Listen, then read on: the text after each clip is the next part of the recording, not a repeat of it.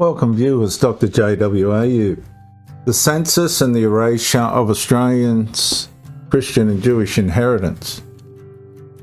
The brutal criticism is not simply that Christianity and Judaism are declining. That's not the case at all. The Christian churches, as far as the spirit-filled ones are concerned, are in revival.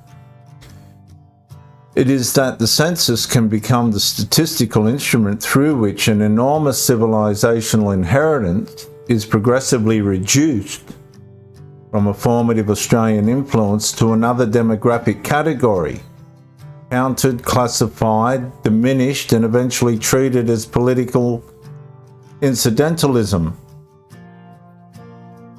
If census classifications, presentation or interpretation materially obscure that inheritance, the accusation becomes much more serious. Statistical description begins to resemble cultural erasure. Christianity and Judaism are no longer encountered primarily as traditions that profoundly shaped Australian institutions and establishments, laws, ethics, and concepts of human dignity.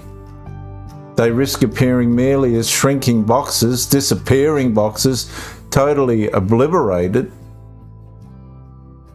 in a population table. And that is the confrontation. The census does not physically abolish Christianity or Judaism, but could the way Australia counts, categorises and interprets religion help accomplish something politically comparable? The abolition of their status as a principal or equal conscience speaking to power on the census was erasure.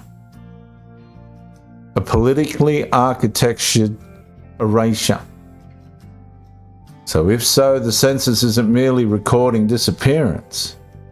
It's documenting the potentially legitimizing the erasure of not just Christianity, but also Judaism in the midst